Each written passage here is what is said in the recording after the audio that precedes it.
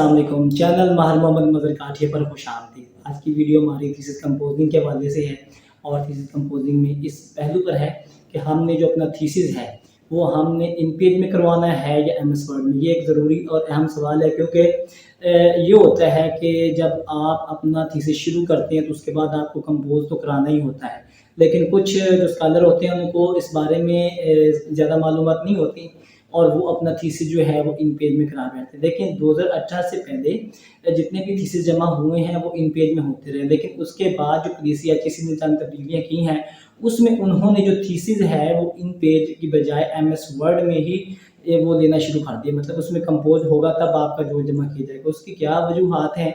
उसकी वजूहात तो ये हैं कि एक आपका प्लेजिज्म चेक किया जाएगा, जबकि जो इन पेज की फाइल है उससे मतलब कि आपका प्लेजिज्म चेक नहीं किया जा सकता।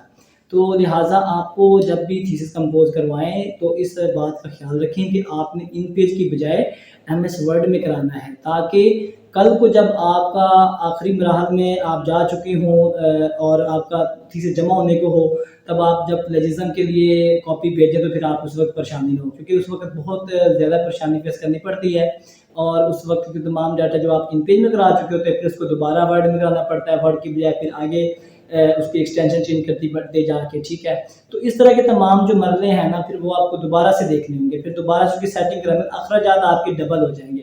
लिहाजा आप जहाँ से भी काम कराएं आपने इस बात का ख्याल रखना है, उससे पूछना है कि आप मेरा जो काम है वो किस सॉफ्ट में कर रहे हैं, आपने इन पेज का इंतखाब किया है या एमएस वर्ड का। अब मैं बताता हूँ कि एमएस वर्ड में ही क्यों कंपोज कराना है। उसकी एक बुनियादी वजूहात ये हैं कि जो 2008 गालिबन यही साल बनता है, इससे पहले तमाम जो थीसिस हैं वो इन पेज में लिए जाते थे। उसके बाद उन्होंने ये ऐसी तब्दीली की है और उन्होंने एमएस ऑफिस में लेना शुरू कर दिया है वर्ड में।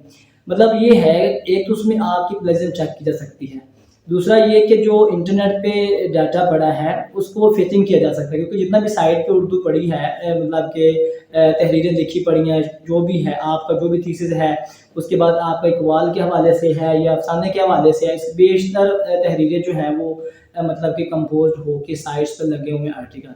अगर मिसाल के तौर पे आप उसमें जो ही उधर से उठाते हैं या आपके थीसिस में उस जैसी सतरें मौजूद है, जब आपका प्लेजिज्म चेक होगा एक तो वो फैचिंग में आ जाएगा। दूसरा ये कि एमएस वर्ड का जो डाटा है उसका जो एक्सटेंशन होती है वो .docx होती है और उस टेक्स्ट को यूनिकोड किया जा सकता है। मतलब जो साइट पे डाटा पड़ा है, आपका फेसबुक पे तहरीरें हैं, व्हाट्सएप पे हैं, वो सब का सब यूनिकोड है। उसको आप चाहे तो डॉकएक्स में ले जाए या डॉकएक्स से जिस साइट पे ले जाना चाहें वो ले जा सकते हैं। मतलब इसी तरह ही प्लेजिज्म का जो है अमल है वो भी सेम ऐसे ही है, लेकिन जो इन पेज है उसकी एक्सटेंशन है .inp और उसकी जो डुप्लीकेट कॉपी साथ साथ में महफूज रहती है वो है .b01।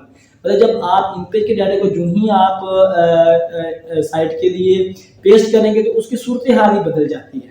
मतलब वो सिर्फ इन पेज तक ही मौजूद है, उससे प्लेजिज्म चेक नहीं हो सकता, उससे फैचिंग नहीं हो सकती और उसको यूनिकोड नहीं किया जा सकता। इस मसला से बचने के लिए और जामियात में एक ही काम को बार बार जमा कराने से बचने के लिए उन्होंने जो है सारा का सारा जो काम है वो इन पेज की बजाय एमएस ऑफिस यानी कि उसमें वर्ड में कर दिया है। जैसे कि थीसिस आपने कंपोज कराना है वो एमएस वर्ड में ही होना चाहिए, ताकि कल आपको परेशानी से बच सकें। मतलब जब आपके आखिरी मराहल हों और आप जमा कराने के चक्कर में हो, अपनी थीसिस कंपोजिंग कराने के चक्कर में हो और साथ में एक परेशानी ये भी लाख हो जाएगी, इसमें फिर आपको परेशानी तो दूर की रही और आगे फिर आपको दोबारा एक अच्छे बंदे का इंतखाब करना पड़ेगा जो मतलब इन पेज से कन्वर्ट करके एमएस वर्ड में जा सके। तो इंशाल्लाह अगली जो वीडियो है उसमें मैं इस पर बनाऊंगा कि हम अगर इन पेज में भी कर लेते हैं तो क्या हमारा वो डाटा इस्तेमाल हो सकता है, कंपोज हुआ जो डाटा है वो उसको हम मुस्तकबिल के लिए आगे एमएस ऑफिस में ले जा सकते हैं या नहीं।